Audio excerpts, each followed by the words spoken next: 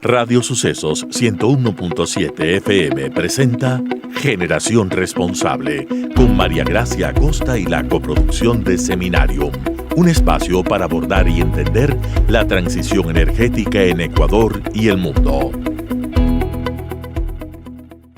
Muy buenas tardes, bienvenidos a Generación Responsable, martes 27 de septiembre. Y quiero dar inicio dándole la bienvenida a nuestro primer invitado. Él es Javier Vera, ministro de Energía y Minas. Javier, bienvenido. ¿Cómo está, ministro? Muy buenas tardes. Un placer estar aquí de nuevo con ustedes. ¿Cómo va todo? Bien, muchísimas gracias. Aquí con muchas preguntas, considerando la coyuntura, el tema energético y sobre todo también entendiendo que usted lleva 150 días al mando del Ministerio de Energía y Minas. Quisiéramos comenzar preguntándole qué aspectos o qué decisiones relevantes puede usted mencionar, qué resaltaría de lo hecho durante este tiempo.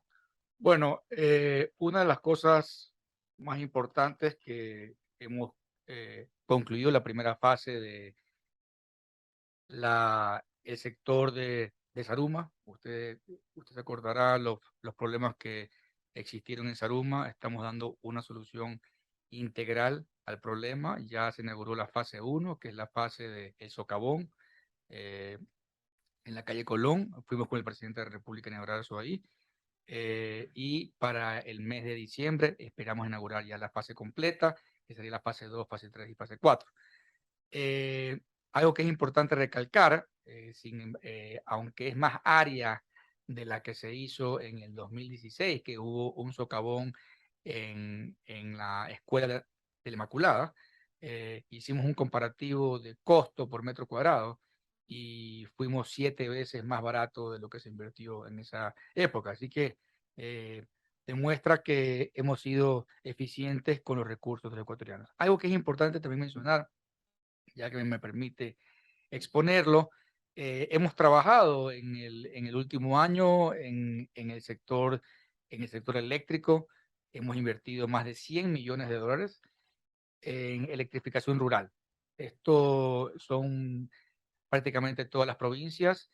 Los beneficiarios son 2.100.000 habitantes que están beneficiándose. Estuve yo la semana pasada en el Cantón Mera. Inauguramos ahí un proyecto de iluminación de 40 kilómetros de vía. Ahí eran iluminación LED, que son más eficientes. Y algo que es importante, no solamente es este tema que se ilumina las vías, sino la seguridad vial. Ahí me contaban los pobladores que estaban muy contentos y comentaban que era la primera vez que un ministro lo visitaba. Yo con mucho cariño voy y recorro los cantones y entregando obras, que habían muchos accidentes, porque ahí tienes que pasar varios túneles. Entonces, este proyecto es fundamental para la seguridad vial. Ministro, ahora vamos un poco por sectores. Yo quisiera iniciar con lo coyuntural. Ustedes en las semanas pasadas firmaron un acta tras las mesas de diálogo del gobierno con el sector indígena, con los sectores sociales. ¿Ustedes consideran que esta acta realmente sigue impulsando el extractivismo en cuanto al tema minero, al tema petrolero, o puede ser considerado que pone en riesgo el sector estratégico del país, la seguridad jurídica de empresas o el ingreso de recursos por estos grupos? Bueno, es una buena pregunta. Lo he comentado varias veces. Es importante mencionar que las mesas de diálogo sí funcionan. Es justamente diálogo donde hay acuerdos y también desacuerdos, ¿no? Una de los pedidos más que todo de la CONAIE era la moratoria completa de todos los bloques petroleros, tanto en producción, explotación, y también la minería. Ellos querían que todos los proyectos mineros se suspendan, y también los proyectos hidroeléctricos. Sin embargo, ahí vimos una contradicción con Penosín y Feine. Ellos sí mencionaron durante la mesa de diálogo 5, que es la que yo estaba liderando, que ellos efectivamente dentro de su grupo estaban trabajando en proyectos que se generaron por la Intracampos 1, que ya eso ya está ahorita ya hay proyectos en explotación. Es decir, que sí les beneficiaba la Intercampus Mundo. Claro, exacto. Ellos Entonces, pedían la moratoria total, pero ustedes finalmente les dieron moratoria de ¿cuántos? ¿15 bloques petroleros? exactamente, son 15 bloques petroleros en el sur oriente del país, donde no hay ninguna actividad petrolera, y la moratoria es por 12 meses o hasta que esté la propuesta de la consulta previa, libre e informada, que eso, para eso hemos conformado varias mesas técnicas. La conformación de este borrador de ley va a ser el 25 del mes de octubre. Ya se cerró la mesa de la Secretaría de la Circunscripción Técnica Amazónica, que fue el 19 de septiembre, duró desde el 19 de septiembre hasta el 21 de septiembre, fueron 3 días. Eso fue en la provincia de Pastaza, o sea, fuimos a territorio y se llegaron a unos acuerdos interesantes que eran positivos justamente para que el dinero permee más a las comunidades. De ahí hubo una mesa del 25 de septiembre, el 21 de septiembre, perdón, que es la mesa de la consulta ambiental. Se conformó esa mesa y en esa mesa recibimos las observaciones de ellos. Es decir, seguimos trabajando con las mesas técnicas que están planteadas, ¿no? Es decir, continúan escuchando también lo que ellos necesitan decir. Y ahora del otro lado, quienes quizá ya están invirtiendo, sector petrolero, sector minero, ellos no se han sentido quizá que se les está quitando un poco el piso de la seguridad jurídica, que hay un riesgo. Yo creo que hay que verlo positivamente, en el sentido que la Corte Constitucional en octubre del 2021, en un caso minero, le ordenó al Ministerio del Ambiente que se generen las consultas ambientales. Es decir, eso es una obligación del Estado. Yo creo que esto lo tenemos que ver con una oportunidad, porque previo a eso hay que hacer una consulta prelegislativa que ya está en el despacho del señor presidente, que lo tiene que sacar dentro de pocos días, y esa consulta prelegislativa va a servir para poder socializar la consulta ambiental, que va a tomar algunos días. La idea es que la consulta ambiental sea socializada y esté lista para fin de año. Es decir, ministro, ustedes lo están viendo quizá como una oportunidad para poder poner sobre la mesa esto que quizá no estaba siendo bien comprendido en su procedimiento, en cómo aplicarlo. Exactamente, yo creo que tenemos que agarrar el toro por los cuernos y esta es una oportunidad para que todo el sector esté consciente de que hay que hacerlo y hay que hacerlo rápido. Ahora, en cuanto al tema minero, también han pedido que se espere al tema de la consulta previa. Con esto le pregunto, ¿dan marcha atrás al anuncio que habían realizado ustedes en la PIRAC de apertura del catastro minero para A ver, finales de este año, inicios del siguiente? una de los requerimientos de la CONAIE, vuelvo repito, CONAIE porque eran 3 sectores, era CONAIE, FENOCIN y FEINE, con el gobierno son 4 sectores, que cada uno tenía su posición, ¿verdad? Okay. Ellos no estaban de acuerdo, un ejemplo, FENOCIN, en que se cierre el catastro. De hecho, eso fue uno de los desacuerdos. Es decir, les explicamos que el catastro minero es un sistema para poder organizar, para poder administrar los títulos mineros. Y lo que se decidió es que los nuevos proyectos, oígame bien, los nuevos proyectos que se darían conocer el catastro, previamente se tiene que hacer la consulta previa y informada en los sectores donde están las comunas, comunidades, pueblos y nacionalidades indígenas. Aquellos sectores que no hay que aplicar la consulta previa y informada, ¿verdad? Entonces, el catastro se abre y va a seguir funcionando porque los procesos en los cuales hay un trabajo de sustanciación que se está llevando a cabo desde el mes de enero, esos no van a estar influenciados por esto. Es decir, que se abre el catastro para que las empresas puedan venir e identificar dónde y en qué zonas podría haber proyectos de interés y sencillamente los lugares que tengan comunidades tendrán que cumplir con este proceso, con esta obligación de la consulta previa. Claro, esto también es un pedido de la Corte Constitucional, ¿no? O sea que esto es algo, cumplir de todas habría formas. de cumplir de todas formas. Entonces, lo que tenemos que aprovechar ahora, estas mesas de diálogo, por ahí como 7 borradores de ley y que sea lo más rápido posible. Tengo entendido que también la Corte Constitucional le pidió al Ejecutivo que previamente a que esté la ley se puede hacer una transitoria de la consulta previa y informada elaborada por el Ejecutivo. Entonces, se puede manejar todas esas variables para que no se demore tanto. Ministro, ustedes desde Canadá nos habían anunciado que había ya varias empresas que estaban interesadas en venir e identificar. ¿Todavía tienen interés después de lo que ha pasado, después de los paros, después de estas mesas de diálogo, de las actas que quizá podrían ser mal comprendidas o de pensar que puede existir siempre una percepción de que quizá no se está apoyando lo suficiente al asunto minero? Totalmente lo contrario. Hemos tenido reuniones, de hecho, ayer estaba yo con los empresarios de Newcrest, que son inversionistas de Fruta del Norte y son inversionistas de Cascabel, que es un proyecto que es de concentrado de cobre, o sea, cobre en el norte del país, que van a invertir un CAPEX de 5.000 millones de dólares y han demostrado el interés para seguir invirtiendo en exploración. La exploración es la curva o la columna vertebral de todo el sector minero.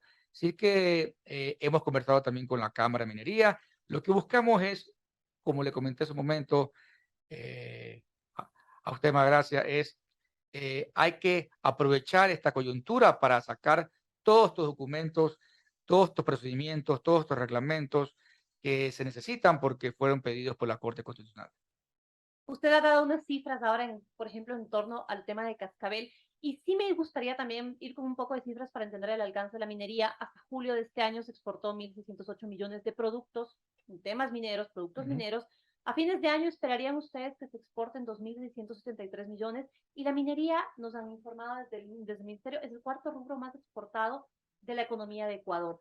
Esto, ustedes aspiran a que siga creciendo, se incremente y que no exista un freno con el hecho de poder poner sobre la mesa todas las cuestiones legales.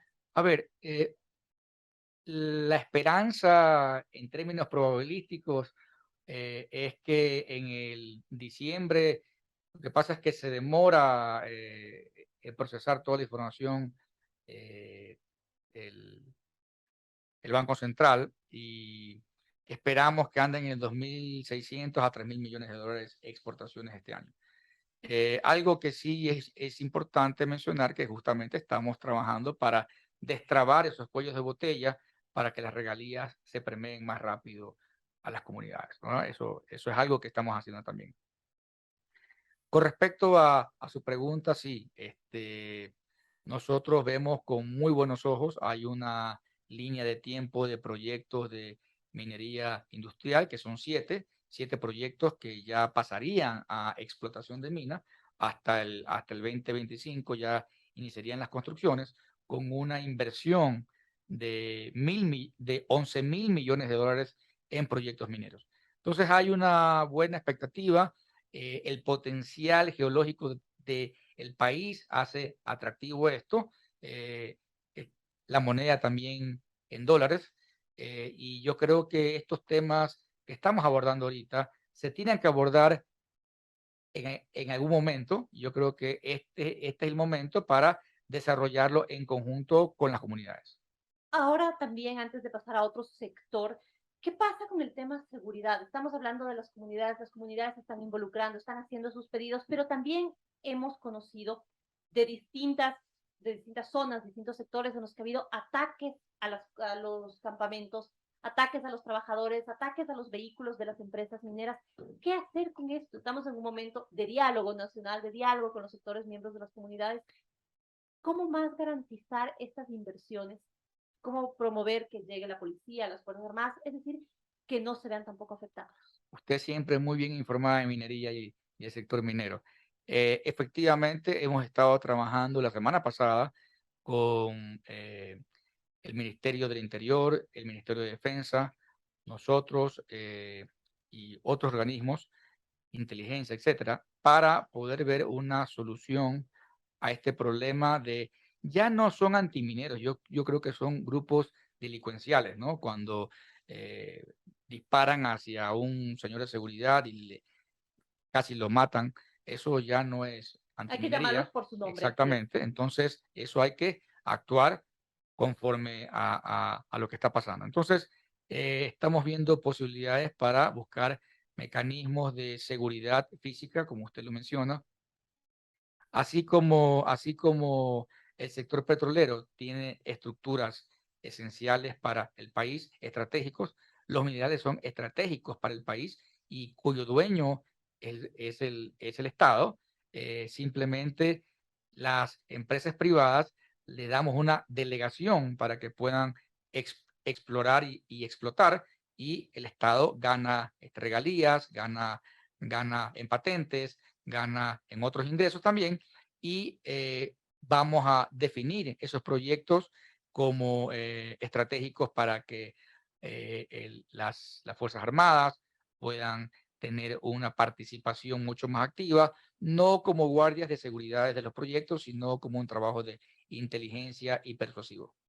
Y para cerrar el tema minero, sí me parece que es importante recordar a la gente que no únicamente reciben regalías que en ocasiones, y depende de las comunidades, te pueden multiplicar por 10 de muchísimo más los ingresos que legalmente tienes que recibir, sino que además las comunidades tienen la oportunidad de poder brindar otro tipo de servicios y generar riqueza y generar empleo y no esperar únicamente recibirlo por parte del Estado. Ministro, cambiemos por favor de tema ahora al área petrolera. En el tema petrolero, el presidente Lasso llegó al gobierno anunciando que produciríamos 1 millón de barriles por día en algún momento, en un lapso de tiempo, obviamente. Actualmente, ¿cuánto estamos produciendo? ¿Ustedes esperarían llegar a fin de año con alrededor de 540,000?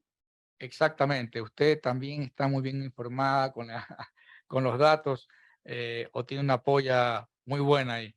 Efectivamente, bueno, no hay que negarlo, el paro sí nos ha afectado, ¿verdad? Estamos hablando de 18 días, y la puesta en marcha de los campos igual tomaron más o menos como 3 semanas, es decir, estamos hablando más de un mes y medio, y eso va a disminuir la exportación total en el año. Sin embargo, estamos trabajando de la mano con Petroecuador para impulsar fuertemente, agresivamente, la inclusión de más torres de perforación. Estamos hablando de que vamos a perforar al menos unos 42 zonas este año para poder incrementar la producción y llegar a unos 540,000 barriles. Ahora, es importante mencionar que hay una decrecimiento natural de los campos, porque son campos maduros, aproximadamente entre el 15 y 20% por año.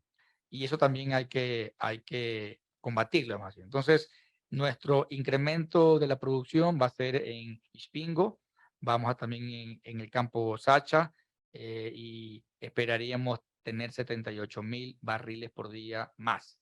Eso con el decremento que hay, tendríamos unos 40,000 barriles más, y por lo tanto estamos hablando de 540,000 barriles por día en el mes de diciembre, es la expectativa, ¿no? Ministro, usted acaba de mencionar el campo Ispingo, pero este campo también está dentro del ITT, que recordemos por decisión del Tribunal Contencioso Electoral deben continuar el procedimiento para la consulta que habían planteado, ahora en dictamen de la Corte Constitucional.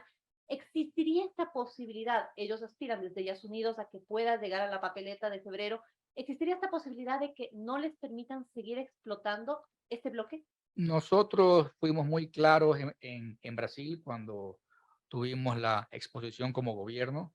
Eh, Tengo entendido que va a venir una comitiva acá al país y vamos a invitarlos para que vean eh, en vivo, en directo, cómo se está trabajando con el Ministerio del Ambiente en los monitoreos ambientales, cómo se cuida el ambiente y cómo se está haciendo de forma profesional los trabajos en campo. Así que tenemos eh, muy buen feeling, sentimiento para que nos vaya bien.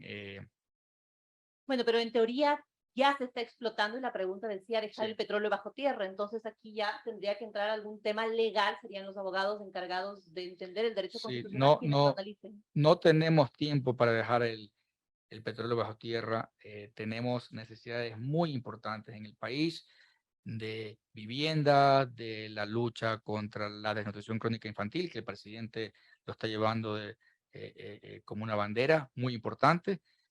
Inclusive el presidente, ahora que estuvo en Nueva York, lo ha explicado muy bien y ha visto inclusive posibilidades de financiamiento con varias ONGs. Es decir, yo creo que esa lucha hay que seguirla, hay que seguir porque el petróleo no son barriles, realmente es oportunidades para el desarrollo del país. Ministro, una última pregunta brevemente también, considerando que están prestos a lanzar la 13ª ronda Intracampos 2.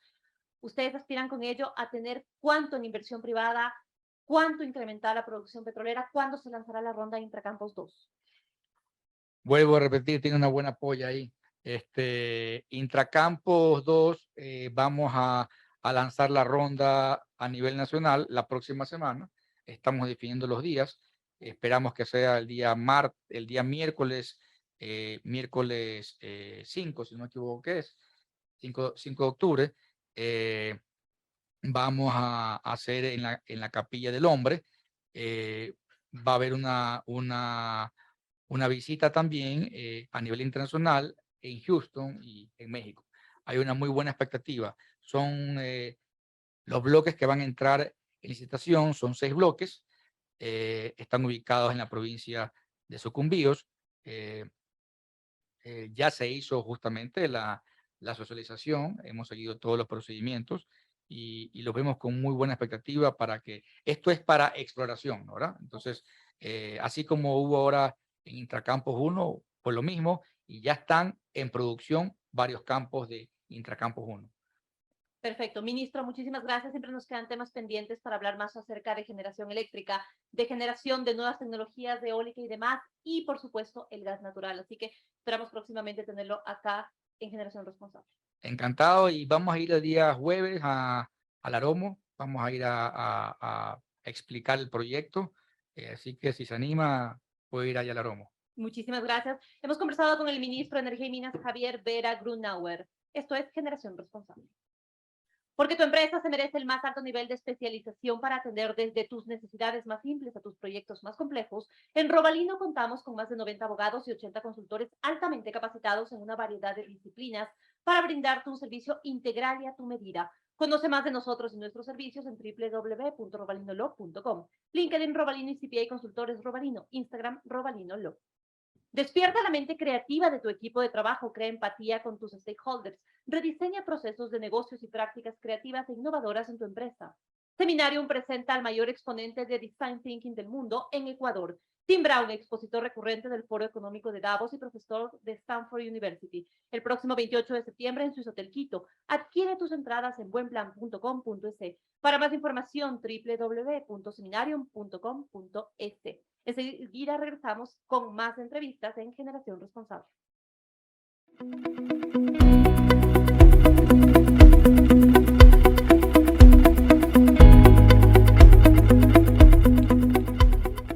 Muchísimas gracias por su sintonía. Seguimos en Generación Responsable, una producción de Radio Sucesos y Seminarium. Y hasta ahora quiero darle la bienvenida al programa a Alfonso Rollero. Él es estratega en manejo de crisis y comunicación política. Alfonso, bienvenido. ¿Cómo está? Muy buenas, muchas gracias por la invitación, mi querida Mara Gracia. Un gusto pues, poder estar aquí en Sucesos y dirigirme a toda esta bonita e interesante audiencia en ese segmento, digamos, diferente, un segmento diferente que habla de responsabilidad social, ambiental, pero también responsabilidad política y ciudadana. Y creo pues que este es el tiempo, inclusive, hablar de estas últimas 2 peldaños que he mencionado. Justamente, Alfonso, estamos en un momento y en una coyuntura política que requiere un análisis propositivo, que es lo que queremos hacer hoy.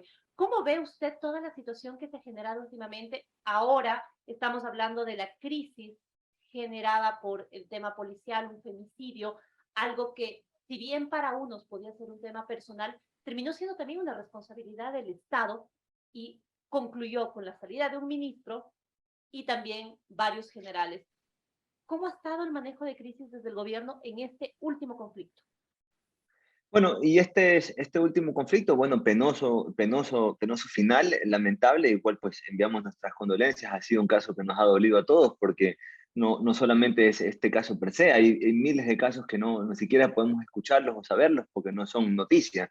Y lastimosamente, pues este sí ha sido noticia, lastimosamente por la muerte, evidentemente, pero al final esto de una u otra forma descubre y destapa que en Ecuador existen miles de asesinatos al día, no solamente los que creemos que son comunes de parte criminal, digamos, sino que existe una serie de violencia interna dentro del Ecuador, refleja no solamente en feminicidios, pues, a hombres y quién sabe, pues, quién sabe si a niños también, ¿no? Eh, es real también que el gobierno no ha sido un buen gestionador de crisis en transcurso de su tiempo de gobierno, no ha sabido gestionar una crisis ni de comienzo ni a fin. Yo pienso que una de las crisis que tal vez ha abordado correctamente el gobierno y tal vez la única que ha sido abordada positivamente es la vacunación y probablemente la ley inicial que trataron de ingresar a la Asamblea y que luego fue aprobada con este aumento de tributos. Digo gestión en esa crisis porque finalmente es una ley que no iba a ser aprobada. Lastimosamente no es una ley a la cual la ciudadanía la vio con buenos ojos, pero el gobierno ha sido, el común denominador del gobierno ha sido no saber gestionar crisis. Y este es un ejemplo más de una mala gestión de una crisis, no solamente por la comunicación desatinada y tal vez ciertos espacios que trataron de cubrirse en la parte mediática, cuando la gente realmente lo que buscaba era mano firme y un relato real y concreto de lo sucedido, ¿no? Y lastimosamente también ahí mismo, en este mismo tema, agregar que el presidente es el único vocero del gobierno y por ende todo le implosiona al presidente y le implosiona al gobierno per se. Cuando uno es un buen líder, sabe distribuir también aquellos espacios de liderazgo para que cada uno tome el rango de acción y tome responsabilidad sobre el área que administra. Para eso están los ministros de Estado. Y ahí Ministros que en volviendo ciertos a... momentos hemos visto, Alfonso, que también han sido fusibles, que puedes quemarlos como parte del manejo de una crisis, que son quienes tienen que frentear esto. Es que eso es así, los ministros son fusibles porque son los encargados de determinada área, de determinado campo y son los responsables de una acción, inacción, de una falla o de algo satisfactorio. Los ministros están para ello, para gestionar, para conducir, navegar y concluir los temas, cosa que no hemos visto en estos casos, digamos, en los casos en general del gobierno. La gestión de manejo de crisis no ha sido la óptima, ni tampoco la comunicación del gobierno ha ayudado en general a poder cerrar las crisis digamos, de buena forma o de una forma por lo menos contundente para el ojo ciudadano, ¿no? Esa es la realidad sobre lo cual estamos analizando el momento. Y es importante, María Gracia, si me permites hacer este apunte, cuando uno hace una crítica a la situación, no es a las personas, no es a la estructura, es a la situación real. Y para poder también hacer esta crítica o esta crítica de la situación, uno tiene que ver la causa, no solo los efectos. Los efectos, evidentemente, estamos hablando en el caso de la policía, de la salida del ministro Carrillo, la destrucción, ahora demolición aparente del cuartel donde fue perpetrado este asesinato, pero esos son los efectos. ¿Cuáles son las causas? Y las causas de esto es básicamente que desde aquella constitución de Montecristi no se ha ido adecuando realmente en beneficio de la policía, en beneficio del monopolio del uso de la fuerza hacia la policía o de la policía, no se ha desmarañado esta cantidad de leyes y probablemente temas constitucionales que le impiden realmente a la policía llevar a cabo la labor completa del monopolio de la seguridad. Y ahí ante todo, pues decir que hemos perdido absolutamente la autoridad o el don de autoridad, lo ha perdido la policía, debido no solamente a este caso, sino por supuesto toda esta maraña legal que le impide proceder de una forma mucho más efectiva, contundente, ante lo que estamos viendo en las calles, que es alarmante y que nadie puede normalizar, nadie puede normalizar. Alfonso, y ha habido otros temas también en los que probablemente se puede hablar de falta de gestión. Decíamos, quizá lo mejor que hubo fue la vacunación, pero duró esos pocos meses ya. Finalmente la gente tiene otras preocupaciones en términos de inseguridad, en términos de trabajo, en términos de vivienda, en términos de alimentación. Y hubo otras crisis, la crisis de inseguridad, la crisis carcelaria, la crisis hospitalaria. ¿Cómo aprender a manejar esto? Que la gestión no es lo mismo que la campaña, que no es lo mismo que prepararte para entrar en campaña y tienes que saber qué es lo que quiere la gente. Claro, al comienzo de gobierno uno podría estimar que el gobierno nacional tenía de 6 a 7 frentes que atender, digamos que eran frentes posibles de una crisis, porque cuando uno va a gestionar una crisis es muy complicado gestionar la crisis cuando ya es un problema, es decir, cuando ya está en ejercicio pleno la crisis. Lo importante es poder prevenir una crisis o prevenir un espacio donde pueda significarle una crisis al gobierno nacional. El gobierno nacional no se desenvuelve bien ante una prevención de crisis, ni tampoco se desenvuelve bien navegando una crisis. Pero ¿por qué es esto? ¿Por qué el gobierno no se desenvuelve bien? Porque tal vez la lectura de lo que a nosotros nos parece que podría ser una crisis, el gobierno no la tiene anticipadamente, probablemente por todos los frentes abiertos que tiene. Y de esos 6 a 7 frentes que tenía inicialmente el gobierno, yo veo que los frentes no se han cerrado, más bien han aumentado, pero se han conservado los mismos. Quiere decir que tampoco es que se ha solucionado o cerrado el capítulo, si lo queremos poner en estos términos.